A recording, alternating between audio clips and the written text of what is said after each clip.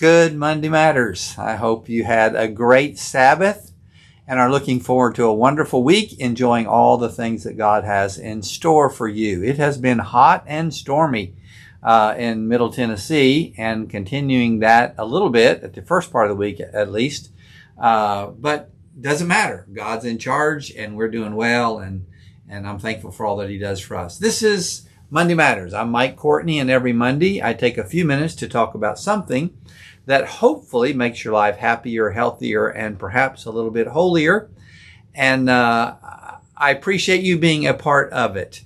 I published this first on I'm going to talk a little bit about the process. Today's going to be a fun day. Hopefully it'll be a fun day. And so I thought I'd just say something about the process of this. I published it first on my YouTube channel. That sounds a little pretentious to say I have a YouTube channel, but pretty easy to get one. If you want, they're pretty easy to get. Take my word for it. I have a YouTube channel, and I publish this there. Everything that I do, I publish there. For example, our wonderful young pastor and his wife, Bryce and Sarah, they had a baby yesterday, little girl. It's their third little girl, and we're so excited about that. But he called me and said, "Hey, looks like we're going to be having this baby. Can you preach for me?" I will post that message, that sermon, on the YouTube channel. And if you're interested in that, you can go to it. You can watch it. I preached on praying out of the fog and talked about the storms that come in life and how we pray our way through those. But I post these things on the YouTube channel. From there, I usually publish it on the Branches blog and on Facebook. I think most people probably watch it on Facebook.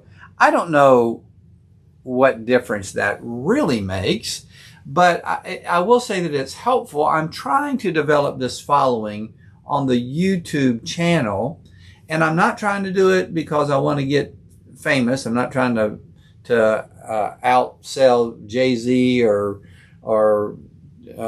Mariah Carey or any of those people. I can't even think of modern day singers. I can't even think of them. I'm not trying to do that. I'm really trying to build this up to help me to know if we're on the right track. I think there's something important. People seem to respond to it well, and I thank you for that.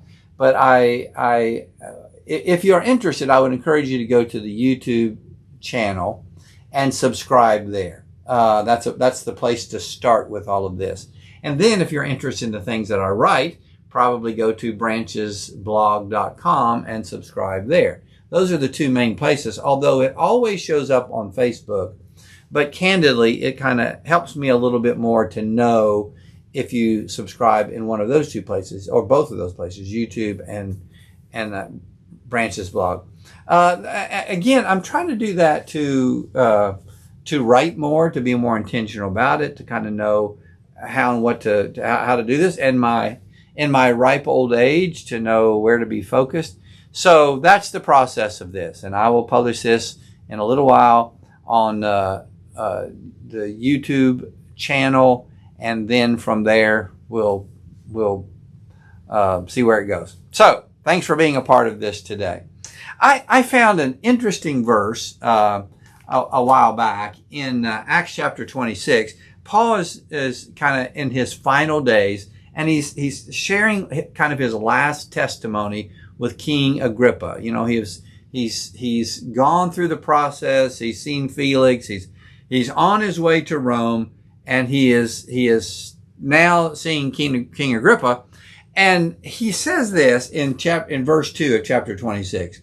Now, so this is a verse I'm going to take completely out of context. Paul stretched out his hand and answered for himself, "I think myself happy, King Agrippa, because today I shall answer for myself before you concerning all the things of which I am accused by the Jews." He said, I'm delighted to be able to answer for myself. But I love that first phrase where he says, "I think myself happy." And I just wanted to for a minute talk about the fact that we have the ability to do that. We have the ability to think ourselves happy. And it kind of, as a man thinketh, so is he. You think happy thoughts, you'll be happy. You think negative thoughts, you'll be negative. You think sad thoughts, you'll be sad. So what you think, Joyce Meyer says, think about what you think about. What you think has an incredible part to play in your demeanor, in the way you approach life and how other people see you. I just love that verse that said, I think myself happy. Well, as I read that and began to think about how to talk about that, it came to my mind that there are some 12-step wisdoms that help me to know better how to think. And most of the time when I think, I have been a part of the 12-step community for 20 years now. And when I think in 12-step patterns, I'm happier. I'm healthier. I'm better. And so I want to spend just a few minutes sharing with you some 12-step wisdoms. I wrote a little paper one time called My 12-step Wisdoms. These are some of my favorite 12-step sayings. I don't imagine I'm going to do all 12 of these, but I want to share with you 5 or 6 of them. I will post one each day on Instagram and on Facebook if you like this. In fact, I have an idea. I don't know if this is right or not, but I think towards the end of the year, I'm going to compile all of these one-line sayings in a little booklet and make it available to you. You can let me know if you think you'd be interested in that little one-line booklet, and that all of these sayings.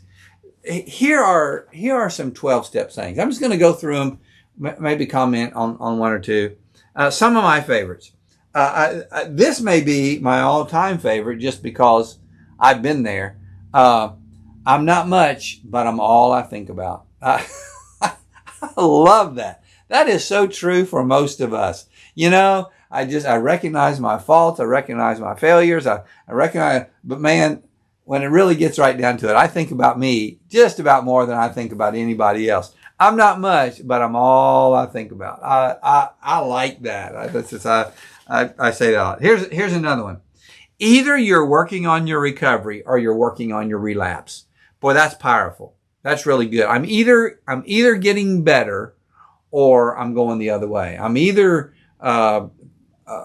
planning to fail, failing to plan. I don't know what that has to do with this, but I'm either making a point to do the right thing or I'm preparing to do the wrong thing. Either I'm working on my recovery or I'm working on my relapse. Here's a good one. It was my very best thinking that got me here. Man, that's true. I think I'm smart. I think I've got this all figured out. And it was my very best thinking that got me in this big mess. There's a lesson in every meeting that I need to hear. You know, that changed me more than anything. Let me be honest. I don't want to hurt my 12-step meeting friends. But, you know, I go in some 12-step meetings and they're not the brightest bulbs in the box. There's people that are struggling. They're down on their luck. They're home. But if I go in there and I'm not judgmental and I say, this guy with 3 teeth in his head and an IQ to match, this guy has something to say to me. I tell you, he does. Every single time there's a lesson in every meeting for me. Recovery isn't for people who need it. It's for people who want it. Boy, that is so true. It's so true. You need to go to a meeting. You need to see a counselor. You need to get rid of this addiction. None of that ever works until that person gets to the point where they want to. I said in my own life, I will not live one more day in this addiction. I'm going to get well or die.